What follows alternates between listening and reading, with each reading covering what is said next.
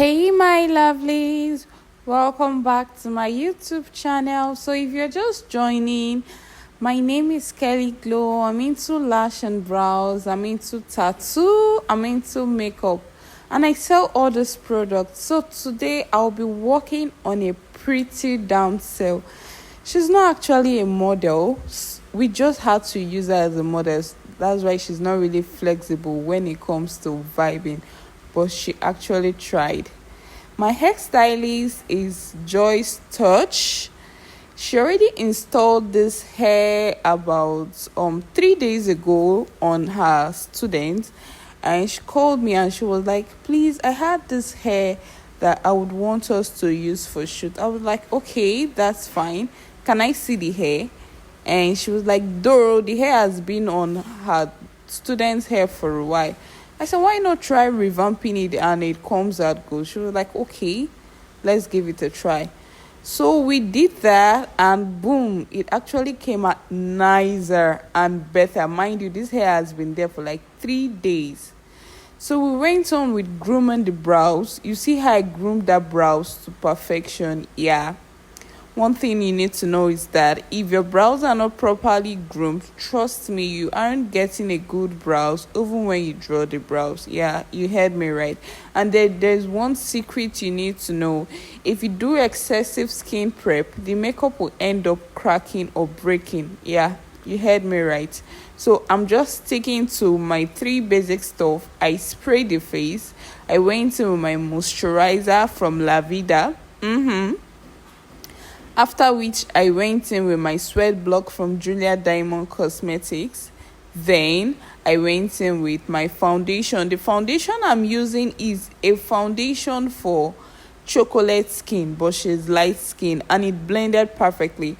One thing you need to know is balancing color theory. If you really don't know this as a makeup artist, most especially a beginner makeup artist, it will always disrupt you while working on clients and models. Trust me, you will be frustrated. I used a chocolate shade on a light skin.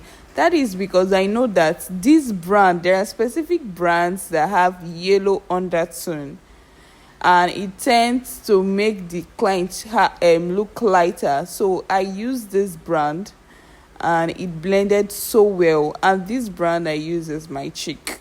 If it was V Beauty that I used their chocolate shade on her, she would have looked dark. Yeah, so you should understand brands, and you should understand the way they look on skin. That's why you should not use a brand that you've not used on a model before on a client, because you end up spoiling your makeup work and your makeup career, because at this point you've not known how this product works. You don't know if this product oxidizes or not. For oxidation means when you apply a brand, it looks lighter, but in 30 minutes time it sinks into the skin and it looks darker.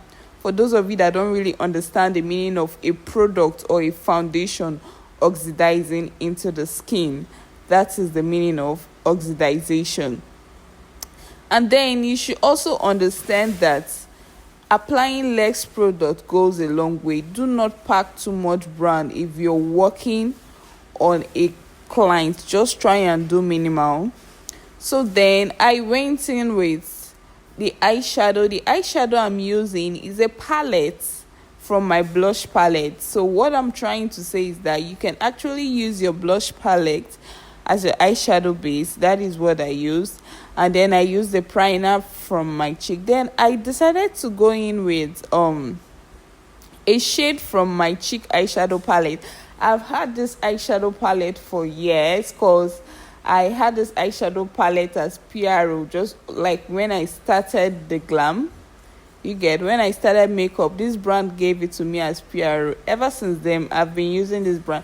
The only shadows I've bought with my money was few brands, like my Nude Story. I knew I actually needed that Nude Story, and Olivier is a random eyeshadow I got by shop, and I don't regret buying it because it was so nice. Yeah, it was so nice. So those are the few eyeshadows I've ever bought. Other than that, I usually get eyeshadows as PRO from brands. Okay, so after going in with that, I actually used my powder palette. If you observe, there was a powder palette that was showing. I actually used my powder palette to blend, after which I went in with another powder to just blend the harsh line. I love using powder to blend the harsh line because it's more better for me. It doesn't really add more color and contrast to the person, to the model, or to the client. So I think powder works. But yeah, you can use your eyeshadow to do that too. But for me, this is what works for me. Our model already had lashes on, and the lashes she had on was the kind of lashes I actually wanted, but I never had it. So God being so kind, she came with the lashes. So I was like, there is no need removing that lashes from your eyes, because that is what I actually want. So she had a cat eyelashes on her already. Lest I forgot, the lens I used on her, I couldn't make a video of that because she was not really stable while putting the lens. Like I told you earlier on, she wasn't a model. She was just a random girl, like one of the sales girl in the studio that was used as a model. So it was quite difficult having video of the lens put in and all of that. So the lens I use is lens from Fresh Look. Yeah, this lens is actually black while you removed it, but I noticed that over 10 to 15 minutes it turns blue in the eyes. Yeah, if you see the lens normally it looks black, but after some times in light, okay, we like to say in light it turns blue. That's what I would say. But the blue is not really shouty, and I got it from Fresh Look. I've been looking for that exact shade again because I've had this lens for like ages, because I actually want to change it, but I've not actually seen that shade of lens. Yeah. So after which I had to do the contour, the powder, then I set the face with my setting spray. If you always watch my YouTube channel, you would know that I'm the type that love skin-like finish. Like I love the skin-like work. The makeup should always look flawless and skin-like.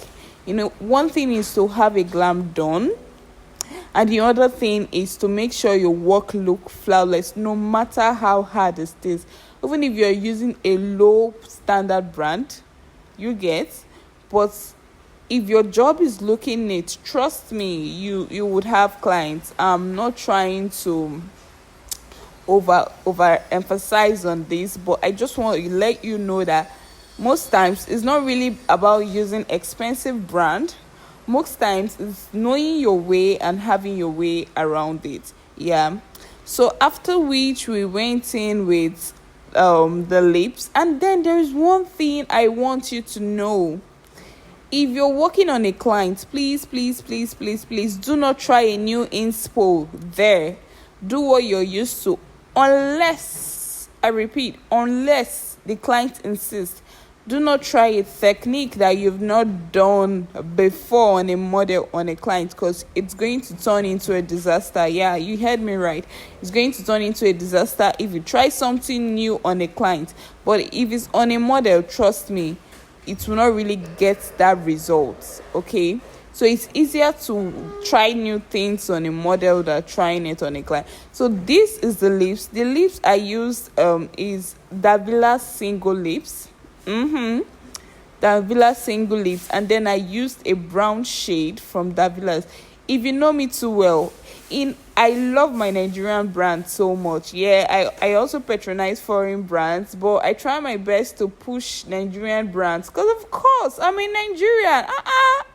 I be Nigerian girl, so why must I be patronizing foreign brands without getting any recognition? Whereby I can also get recognition from my Nigerian brand. So yeah, I patronize Nigerian brands a lot.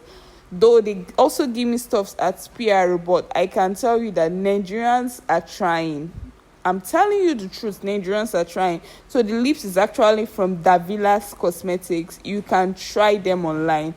This brand is underrated. I don't know why small brands are being underrated. I'm only trying to tell you that this brand, oh my god, use it and thank me later. You see that hair?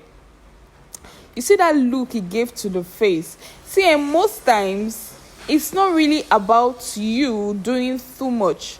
Once you have the perfect face, let your model look beautiful, even though there is this big pimple that spoils our job, but she still look flawless anyway. And you get a good hair and then a good earring. You don't need too much. It will always come out nice, okay? So the thing is that you should always try and do a good job. Yeah, if you don't do a good job, your job wouldn't come out nice. Even if you use the whole editing, it wouldn't come out nice. So I'm just going with Davila's pencil in shade 3 to touch the brows. Touch the brows, and then I use my spoolie brush to brush the brows properly because I want it to look sharp and nice. So this is how the outcome look like. I know you love it. The glow I use is a cream glow. I can't really remember, but that glow was given to me by a client. I finished glamming her up and she was like, "Oh, Kelly, you did a good job. Don't worry, I have something for you." And she gave me that glow, and yeah, that's the glow I use. I can't really remember the name.